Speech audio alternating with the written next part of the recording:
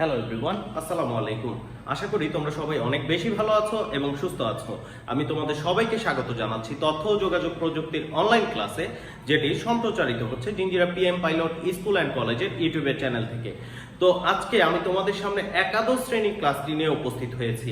একাদশ শ্রেণীর শিক্ষার্থীরা, তোমরা কিন্তু তোমাদের প্রথম সেমিস্টার যে পরীক্ষা আছে সেই পরীক্ষাটি সম্পূর্ণ করেছো এবং আশা করি তোমরা সবাই খুব ভালোভাবে পরীক্ষাগুলো দিয়েছো এবং খুব ভালো একটি ফলাফল করবে। তো একটি পরীক্ষা শেষ হওয়ার পরে আরেকটি পরীক্ষার প্রিপারেশন নিতে হয়, এটাই হচ্ছে আমাদের শিক্ষা ব্যবস্থা। তো যেহেতু আমাদের প্রথম সেমিস্টার পরীক্ষা শেষ, তাই আমাদের এখন প্রিপারেশন নিতে হবে আমাদের বর্ষ সমাপনী অথবা প্রথম বর্ষ যে সমাপনী ফাইনাল পরীক্ষা আছে সেই ফাইনাল পরীক্ষা, যেটাকে আমরা বলি year ending exam. So year ending এক্সামের জন্য তো আমাদের একটি সিলেবাস দরকার, তাই কি না? প্রথম সেমিস্টার পরীক্ষা তোমাদের সিলেবাস দিয়েছি, সেই সিলেবাসের উপরে তোমাদের পরীক্ষা হয়েছে, সৃজনশীল প্রশ্ন এসেছে, এমসিকিউ ছিল, তোমরা পরীক্ষা খুব ভালোভাবে দিয়েছো। এখন এই ইয়ার ফাইনাল পরীক্ষাতে প্রিপারেশন নেওয়ার জন্য আমরা আগেই তোমাদেরকে সিলেবাসটি বলে দিচ্ছি। তোমরা একাদশ শ্রেণীর শিক্ষার্থীরা অবশ্যই সিলেবাসটিকে নোট ডাউন করে রাখবে, কারণ অনেক সময় কিন্তু দেখা যায় অনেক স্টুডেন্ট আমাকে জানাও যে স্যার আমরা সিলেবাস জানি না, কারণ তোমরা লেকচার ক্লাসগুলো হয়তো ভালোভাবে খেয়াল করো না। তো যেহেতু আজকে আমি তোমাদের সামনে ক্লাসটি নিয়ে উপস্থিত হয়েছি, তাই ক্লাসের শুরুতেই তোমাদের সিলেবাস নিয়ে আলোচনা করব। তো চলো আমরা বোর্ডের দিকে একটু খেয়াল করি। আমার বিষয়টা হচ্ছে তথ্য যোগাযোগ প্রযুক্তি। তোমরা একাদশ শ্রেণীর শিক্ষার্থী, তো তোমাদের বর্ষ সমাপনী পরীক্ষা যে আছে 2021 সালে, সেই 2021 সালে বর্ষ সমাপনী পরীক্ষার সিলেবাস হচ্ছে, একটু খেয়াল করো, প্রথম অধ্যায় সম্পূর্ণ অংশ। তোমাদের কিন্তু প্রথম সেমিস্টার যে পরীক্ষাটি ছিল সেই জায়গাতেও প্রথম অধ্যায় ছিল। আমি আবার তোমাদেরকে এই প্রথম অধ্যায় যেটি আছে সেটি আবার আমি তোমাদের রিপিট দিলাম, যাতে তোমরা আরেকটু ভালোভাবে প্রিপারেশন নিতে পারো। তো তোমার কিন্তু বর্ষ সমাপনী পরীক্ষাতে থাকতেছে প্রথম অধ্যায়, এটা সম্পূর্ণ অংশ থাকবে, নতুন অধ্যায়। তোমার এই যে তথ্য যোগাযোগ প্রযুক্তি বই আছে, খুবই গুরুত্বপূর্ণ একটি অধ্যায়, ডেটা কমিউনিকেশন সিস্টেম, ঠিক আছে? খুবই গুরুত্বপূর্ণ, কারণ বোর্ডে দেখা যায় যে এই অধ্যায় থেকে দুইটি প্রশ্ন থাকে অনেক সময়। অ্যাজ ইউজুয়ালি প্রথম অধ্যায় থেকেও দুইটি থাকতে পারে, দ্বিতীয় অধ্যায় থেকেও দুইটি থাকতে পারে। তবে আমরা যদি প্রিভিয়াস ইয়ারের বোর্ডগুলোকে একটু অ্যানালাইজ করি, সেই প্রিভিয়াস ইয়ারের বোর্ডগুলো অ্যানালাইজ করে কিন্তু আমরা দেখতে পারি যে দ্বিতীয় অধ্যায় থেকে দুইটি সৃজনশীল প্রশ্ন থাকে। So you can imagine how important this unit. So দ্বিতীয় অধ্যায়ের সম্পূর্ণ অংশ খুব ভালোভাবে তোমরা পড়বে। অনেকগুলো গুরুত্বপূর্ণ টপিক আছে যেগুলো আমি দেখানোর চেষ্টা করব তোমাদের, সেই পর্যন্ত আমাদের সাথে থাকো ইনশাআল্লাহ। দ্বিতীয় অধ্যায় এটি সম্পূর্ণ অংশ। এখন চলে আসো 3 নাম্বার তৃতীয় অধ্যায়। তৃতীয় অধ্যায়ে তোমরা জানো যে দুইটি অংশ আছে। একটি অংশ হচ্ছে প্রথম অংশ, যার সংখ্যা পদ্ধতি, যেটি তোমরা সেমিস্টার পরীক্ষাতে শেষ করেছো, তোমাদের অনেকগুলো অঙ্ক ছিল, তোমরা আনসার করেছো। তো এখন তোমাদের দ্বিতীয় অংশ, যেটি হচ্ছে ডিজিটাল ডিভাইস। তোমরা বইগুলো যদি একটু দেখো, সে রেফারেন্স বইতে দেখতে পারবে যে ডিজিটাল ডিভাইস নামে দ্বিতীয় অংশ আছে। তোমাদের বর্ষ সমাপনী পরীক্ষার তৃতীয় অধ্যায়ে শুধু দ্বিতীয় অংশ থাকবে। আমি আবার রিপিট করছি, দেখো তৃতীয় অধ্যায়ে কি থাকবে? দ্বিতীয় অংশ থাকবে, যেটির নাম হচ্ছে ডিজিটাল ডিভাইস। আরেকটি নাম আমরা এটার বলতে পারি যে লজিক গেট। হ্যাঁ, এটার অনেকগুলো নাম থাকতে পারে, লজিক গেট, ইলেকট্রনিক সার্কিট, হ্যাঁ, অনেক কিছু বলা যায় একে। তারপর আমরা লজিক গেটের বদলে আমরা বলতে পারি লজিক সার্কিট, হ্যাঁ, ডিজিটাল সার্কিট ইত্যাদি ইত্যাদি এর নাম হতে পারে, অনেকে অনেক নামে বলে। তো তৃতীয় অধ্যায় থাকে দ্বিতীয় অংশ, যেটি হচ্ছে ডিজিটাল ডিভাইস বা লজিক গেট, লজিক সার্কিট অথবা ইলেকট্রনিক সার্কিট, তোমরা যেটাই বলো না কেন। তো এই অধ্যায়গুলো, এই যে তিনটি অধ্যায় আছে, এই তিনটি অধ্যায়ের উপরই তোমাদের কি থাকবে? সিকিউ থাকবে। দ্যাট মিন্স তোমাদের যে সৃজনশীল প্রশ্ন আছে, বোর্ডের স্ট্যান্ডার্ড প্রশ্নই থাকবে। 8টি প্রশ্ন থাকবে, সেই জায়গা থেকে তোমরা 5টির আনসার করবে, যেটিতে থাকবে কত করে? 10 মার্ক করে। সো 5টার জন্য তোমাদের থাকবে 50 মার্ক। তারপরে তোমাদের থাকবে এমসিকিউ, এই তিনটি অধ্যায়ের উপরে ডিপেন্ড করেই তোমাদের এমসিকিউ থাকবে। প্রতিটি মার্ক থাকবে 1, 25টি এমসিকিউ থাকবে 25, তো এই হচ্ছে কি 75। আর আমাদের প্র্যাকটিক্যাল থাকবে, তাই না? ওকে, প্র্যাকটিক্যাল एग्जाम থাকবে 25। এই হচ্ছে কি তোমাদের 100 মার্কের যে পরীক্ষাটি আছে সেই 100 মার্কের পরীক্ষা হবে। আশা করি তোমরা সিলেবাসটি বুঝে গিয়েছো। তারপরে যদি সিলেবাস বুঝতে কোনো ঝামেলা হয়, আমাকে অবশ্যই তোমরা কি করবে? কমেন্ট বক্সে জানাবে। তো চলো শুরু করি আজকের আমাদের যে তৃতীয় অধ্যায় আছে সেই তৃতীয় অধ্যায় নিয়ে। আমরা যেহেতু আমাদের সিলেবাস থেকে প্রথম অধ্যায়টা আমরা শেষ করে ফেলেছি, আমরা তৃতীয় অধ্যায়টাকে আগে শুরু করি। হ্যাঁ, দ্বিতীয় অধ্যায়টা আমরা একটু পরে করি, কারণ তৃতীয় অধ্যায় ডিজিটাল ডিভাইসের লজিক সার্কিটের তোমার টপিকগুলো একটু কম। হ্যাঁ, একটু কম, নতুন টপিক, একটু কম টপিক, তাই আমরা তৃতীয় অধ্যায়টাকে আগে ধরবো। আগে শেষ করে ফেললে দ্বিতীয় অধ্যায়টা একটু বড় অধ্যায়।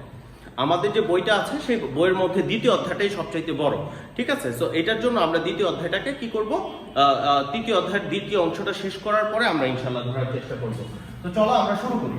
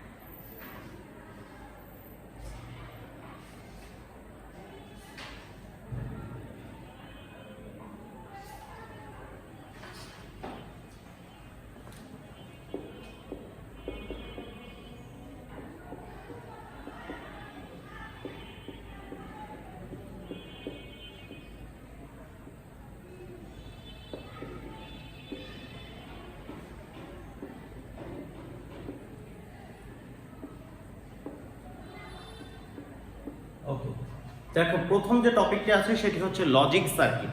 লজিক সার্কিটটি কি সেটা আগে বোঝা লাগবে তোমাদের। তোমরা যত ধরনের ইলেকট্রনিক ডিভাইস দেখো, হ্যাঁ, যা দেখো ইলেকট্রনিক ডিভাইস, প্রত্যেকটা ইলেকট্রনিক ডিভাইসের মধ্যে মাথায় রাখবে যে একটি আছে 0 এবং আরেকটি আছে 1। যেমন তোমরা যদি ইলেকট্রিক্যাল সুইচগুলোকে খেয়াল করো, সেই ইলেকট্রিক্যাল সুইচ তোমরা বলতে পারো সুইচটি যখন বন্ধ থাকে, দেখো যে ইলেকট্রিক্যাল বাল্ব অথবা ইলেকট্রিক্যাল ফ্যান বন্ধ থাকে, তখন তার মান হচ্ছে 0। আর যখন ইলেকট্রিক্যাল সুইচটাকে আমরা ওপেন করি বা অন করি, তখন কিন্তু ইলেকট্রিক্যাল বাল্ব অথবা ইলেকট্রিক্যাল ফ্যান অথবা ইলেকট্রনিক ডিভাইসটা কি হচ্ছে, ওপেন হচ্ছে বা কাজ করছে, তখন তার মান চলে আসবে হচ্ছে 1। এই যে 0 এবং 1 এর উপর ভিত্তি করে যে কোনো সার্কিট তৈরি করা, যে কোনো ইলেকট্রনিক সার্কিট তৈরি করা, ঠিক আছে, যে যুক্তি বর্তনীর সাহায্যে। যুক্তি বর্তনী কি, এই জায়গাতে যুক্তি, যে বন্ধ থাকলে 0 এবং অন থাকলে বা চালু থাকলে 1, এই ধরনের যুক্তি। আরো বিভিন্ন উপপাদ্য আছে, আমরা যখন ডিটেলসে ঢুকবো তখন আমরা ইনশাল্লাহ দেখতে পারবো। তার উপর ভিত্তি করে আমরা যে সকল ইলেকট্রনিক সার্কিট তৈরি করি সেটাই হচ্ছে লজিক সার্কিট। সেটাই কি, লজিক সার্কিট। আশা করি তোমরা লজিক সার্কিটের সংজ্ঞাটি বুঝে গিয়েছো যে এই জায়গায় লজিক সার্কিটটা কি। এখন চলে আসো যে আমরা বলছি যে তোমাদের লজিক সার্কিট করার আগে বা লজিক সার্কিট করার জন্য কিছু যুক্তি লাগবে। সেই যুক্তিগুলা কি কি, সেই যুক্তিগুলা কিছু কিছু সূত্র তোমাদের আছে, যে সূত্রগুলো তোমাদের মনে রাখা লাগবে। তো আজকে আমরা সবার প্রথমে যে সূত্রটি নিয়ে আলোচনা করব, এই লজিক সার্কিটের অন্যতম যে টপিক সেটি হচ্ছে ডি মর্গানের উপপাদ্য।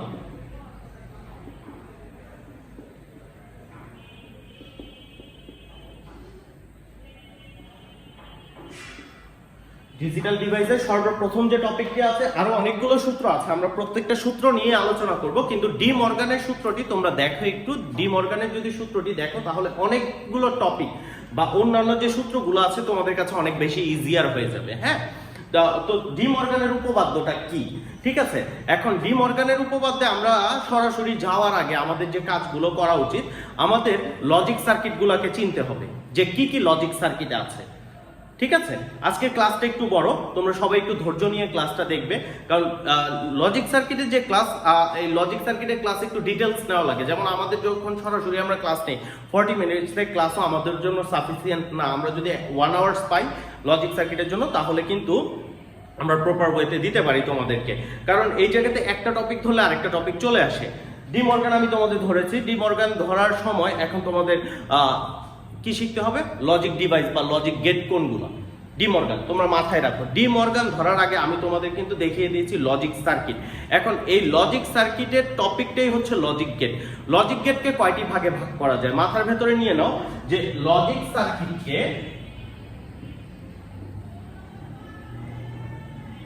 সার্কিট বা গেট তিনটি ভাগে ভাগ করা যায়। মাথায় রাখবে কয়টি ভাগে ভাগ করা যায়, তিনটি। এক নাম্বার একটু দেখো, মৌলিক গেট। এক নাম্বার হচ্ছে মৌলিক গেট, ঠিক আছে। এই মৌলিক গেটকে আবার তিনটা ভাগে ভাগ করা যায়, যার এক নাম্বার হচ্ছে অর গেট, এগুলো আমি তোমাদেরকে দেখাবো। দুই নাম্বার হচ্ছে এন্ড গেট, 3 নাম্বার হচ্ছে not gate. Or gate, and gate এবং নট গেট এগুলোকে বলা হয় হচ্ছে মৌলিক গেট। 2 নম্বরে দেখো যৌগিক গেট। যৌগিক গেটকে দুটি ভাগে ভাগ করা যায়, যার একটি হচ্ছে ন্যান্ড গেট এবং অপরটি হচ্ছে নট গেট। আমি কিন্তু বলেছি লজিক সার্কিট বা গেটকে তিনটা ভাগে ভাগ করা যায়। মৌলিক গেট 3টি ভাগ, or gate, and gate, not gate. যৌগিক গেটের 3টি ভাগ, ন্যান্ড গেট এবং নট গেট। আরেকটি আছে, দেখো আমি একটু উপর দিকে লিখলাম কারণ নিচের দিকে দেখা যাবে না হয়তো, সেটাকে বলা হয় বিশেষ গেট। ওকে, বিশেষ গেটকে দুইটা ভাগে ভাগ করা যায়। বিশেষ গেটকে দুটি ভাগে ভাগ করা যায়। 1 নম্বরে হচ্ছে XOR গেট এবং 2 নম্বরে হচ্ছে XNOR গেট। এই হচ্ছে তোমাদের লজিক সার্কিট বা লজিক গেটের প্রকারভেদ। আমি লজিক গেটের সংখ্যাটা আগে বলেছি। দেখো লজিক গেটকে তিনটা ভাগে ভাগ করা যাচ্ছে। মৌলিক গেট, মৌলিক গেট 3টি, or gate, and gate, not gate. যৌগিক গেট হচ্ছে গিয়ে তোমার 2টি, ন্যান্ড গেট, নট গেট। বিশেষ গেট হচ্ছে 2টি, XOR এবং XNOR। এগুলো অবশ্যই তোমরা খাতায় নোট ডাউন করে নিবে, অবশ্যই তোমরা খাতায় নোট ডাউন করে নিবে, কারণ এইগুলোর উপর ভিত্তি করে এই যে তোমরা এই জায়গাতে মোট 60টি গেট দেখতে পাচ্ছ, এই 60টা গেটের উপরই তোমার এই 3টি অধ্যায় ডিজিটাল ডিভাইস। তো এখন আমরা যে টপিকে চলে যাব সেটি হচ্ছে ডি মর্গানের উপপাদ্য। আজকে আমি শুধু তোমাদের ডি মর্গানের সমীকরণটা লিখে দেখাবো, তারপরে আমি ইনশাআল্লাহ বুঝাবো। তো চলো আমরা দেখি সমীকরণটা দেখি, কারণ আমি সমীকরণ যখন তোমাকে দেখাবো সেই সমীকরণটা দেখার পরে আমি তোমাকে চেনাবো যে কোনটা কোন গেট। ঠিক আছে? ওকে,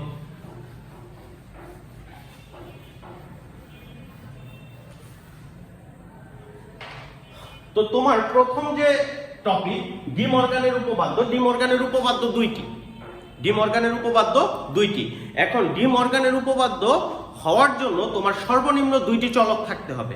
এখন চলক কি? যে কোনো ভেরিয়েবল, অ্যালফাবেট, যে কোনো অ্যালফাবেট। কি বলছি? সর্বনিম্ন 2টি চলক থাকা লাগবে, সর্বনিম্ন 2টি ভেরিয়েবল থাকা লাগবে। এ বি হইতে পারে, এক্স ওয়াই হইতে পারে, যে খুশি তুমি তাই অ্যালফাবেট ধরতে পারো। তার মানে তোমার সর্বনিম্ন 2টি অ্যালফাবেট থাকা লাগবে, সর্বোচ্চ আরো হতে পারে। ডি মর্গানের উপপাদ্য হচ্ছে 2টি। খেয়াল করো, 1 নাম্বার উপপাদ্য a প্লাস বি। এই যে আমি a প্লাস বি লিখলাম, এই a প্লাস বিটা হচ্ছে অর গেট। তার মানে তোমাদের কিন্তু কনসেপ্টটা চলে আসছে, প্লাস থাকলে অর, তার মানে অর গেট যোগের গেট। বুঝাইতে পারছি? কারণ যদি আমি তোমাকে এখন ডিটেইলস দিতে যাইতাম যে or gate, and gate, not gate, সবাই বোর হতাম। তো এখন আমি কি করলাম? সমীকরণ লিখলাম, তোমাকে আমি শিখাচ্ছি, একটু খেয়াল করো। a প্লাস বি, প্লাস আছে তার মানে যোগ, একাধিক ভেরিয়েবলের যোগ হবে, তখন সেটাকে আমরা কি বলবো? Or gate. খেয়াল করো, a plus b whole bar. a plus b কি?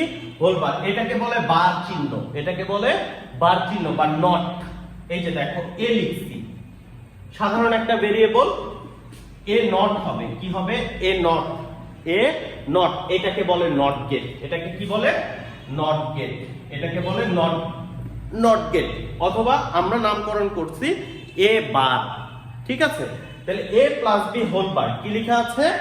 a plus b whole bar. এই a plus b whole bar খেয়াল করবা, এই জায়গাতে প্রথমে ছিল অর, অরের সাথে যুক্ত হলো নট। এই দুইটি মিলিয়ে কিন্তু কি গেট হয়ে গেল? নর গেট। অর প্লাস নট সমান কি হয়ে গেল? নর গেট। ঠিক আছে? তাইলে এটা কি গেট? যৌগিক গেট। কারণ এই জায়গাতে 2টি মৌলিক গেট আছে, অর গেট আছে এবং কি আছে? নট গেট আছে। বুঝাইতে পারছি? ওকে, এখন a plus b whole bar সমান কি আসে দেখো, এটা একটা উপরে ছাদের মতো না? এই ছাদটাকে যদি আমরা ভেঙে দিই, ধরো আমি এই বিল্ডিং এ দাঁড়িয়ে আছি, এখন যদি আমি উপরের ছাদটাকে ভেঙে দিই আমি আকাশ দেখতে পারবো, তাই না? এখন আমি আকাশ দেখতে পারতেছি না, তো সবাই বাসায় নিজের আকাশ দেখার জন্য ছাদ ভেঙে ফেলবা। তো চলো, বাসার ছাদ ভাঙার দরকার নেই, এখন এই ছাদ আপাতত ভাঙো। এখন দেখো আমি ছাদ ভাঙতেছি, তো এই এর উপরে বারটা থাকবে। মনে রাখবা যে এই বার শুধুমাত্র চিহ্নকে প্রভাবিত করবে, কোনো ভেরিয়েবলকে প্রভাবিত করবে না। তার মানে এর উপরে ছাদ আছে, তার উপরে ছাদ থাকবে। ঠিক আছে? চিহ্ন আছে, এই চিহ্নের উপরে যদি এরকম প্লাস থাকে, প্লাসের উপরে বার হইলে সেটা হয়ে যায় ইনটু। তাইলে প্লাসটা হয়ে যাবে ইনটু a বার, প্লাসটা হয়ে গেল ইনটু বি এর উপরে বার করবে। তাহলে a plus b whole bar is equal to ডি মর্গানের সূত্র হচ্ছে a plus b whole bar is equal to a bar into b bar. আশা করি তোমরা বুঝতে পেরেছো প্রথম সূত্রটি। এখন চলো পরের সূত্রে আসা যাক। Number 2 ab whole bar. আচ্ছা আগে ab টাকে বুঝি, তাই না? ab আগে প্লাস বুঝাইছিলাম, সেই প্লাসকে বলছিলাম অর। এখন ইনটু, দেখো ab দুইটা গুণ অবস্থায় আছে, এই গুণটাকে বলা হয় অ্যান্ড গেট। গুণটাকে বলা হয় অ্যান্ড গেট, ঠিক আছে? তার মানে কিন্তু অ্যান্ড গেটের সংজ্ঞা পেয়ে গেলে যে অ্যান্ড গেটটাকে বলা হচ্ছে গুণের গেট, অ্যান্ড গেট, ঠিক আছে? এখন এই অ্যান্ড গেটের উপরে আমি নট দিব। অ্যান্ড গেটের উপরে কি দিব? নট, আগেই বলেছি, ঠিক আছে? বার। তাহলে এটার নাম চলে আসতেছে ab whole bar, ab whole bar. তাহলে ab হোল বার যদি নাম চলে আসে, প্রথমে ছিল ab, সেটা অ্যান্ড গেট, তার উপরে চলে আসছে নট। তাহলে অ্যান্ড প্লাস নট কি হয়ে গেল খেয়াল করে একটু, ন্যান্ড। অ্যান্ড প্লাস নট সমান সমান কি হয়ে গেল? ন্যান্ড হয়ে গেল, ঠিক আছে? তাহলে এখন দেখো আবার বলছি যে ছাদকে ভাঙবো, যখন আমরা ছাদকে ভাঙবো ভেরিয়েবলের উপরে বারটা ঠিকই থাকবে a বার। এখন এই জায়গাতে ইনটু আছে, সেই ইনটুর উপরে বার করলে কি হয় খেয়াল করবো, ইনটুর উপরে বার করলে প্লাস হয়, কারণ যেহেতু প্লাসের উপরে বার করলে ইনটু হয়, তার মানে ইনটুর উপরে বার করলে অটোমেটিক্যালি কি চলে আসবে? প্লাস। তাহলে এই ইনটুটা কি হয়ে যাবে? Plus b bar. আশা করি তোমরা ডি মর্গানের যে সমীকরণটি আছে সেই ডি মর্গানের সমীকরণটি বুঝতে পেরেছো। তারপরের যে ক্লাসটি আছে তোমাদেরকে অবশ্যই দেখার জন্য বিশেষভাবে অনুরোধ করা হচ্ছে, কারণ আমি তোমাদের যে গেটগুলো দেখালাম সেই গেটগুলো নিয়ে আমি ডিটেলস আলোচনা করব। আজকে আমি সরাসরি কেন তোমাদেরকে ডি মর্গান দেখালাম, কারণ ডি মর্গান এমন একটি সূত্র বা এমন একটি সমীকরণ, যে সমীকরণটাতে আমরা ওভারঅল আমাদের 7টি গেট তো আছে, সেই 7টি গেট থেকে 5টি গেটের ধারণা লাভ করতে পারি। সো আমি যেহেতু তোমাদেরকে ডিটেলস দেইনি or gate, and gate, not gate, next যে আমার লেকচার ক্লাসটি আমি আপলোড করব সেই ক্লাসে লজিক গেটের সংজ্ঞা থেকে শুরু করে প্রত্যেকটি গেটের টপিকগুলো আমি দেওয়ার চেষ্টা করব। অনেকে দেখে হয়তো ভয় পাচ্ছ, ভয় পাওয়ার কিচ্ছু নাই রে বাবা, সহজ টপিক তোমাদের কাছে, নতুন টপিক, নতুন টপিকগুলো একটু জটিলই হয়, ঠিক আছে? কিন্তু আনন্দ নাও, মজা নাও, মজা নিয়ে টপিকগুলোকে দেখো, দেখবে অনেক বেশি ইজিয়ার মনে হবে। আর আমি তো তোমাদের সাথে আছি ইনশাআল্লাহ। যে কোনো সমস্যার জন্য আমাকে অবভিয়াসলি কমেন্ট বক্সে জানাও, আমি তোমাদেরকে চেষ্টা করব যথাসাধ্যভাবে বোঝানোর জন্য। বাসায় অনেক বেশি প্র্যাকটিস করো, অনেক বেশি রেফারেন্স বই দেখো, অনেক বেশি সুস্থ থাকো এবং নিরাপদে থাকো, সামাজিক দূরত্ব মেনে চলো, এই কামনায় আজকের ক্লাস শেষ করছি। সবাইকে অসংখ্য ধন্যবাদ। আসসালামু আলাইকুম।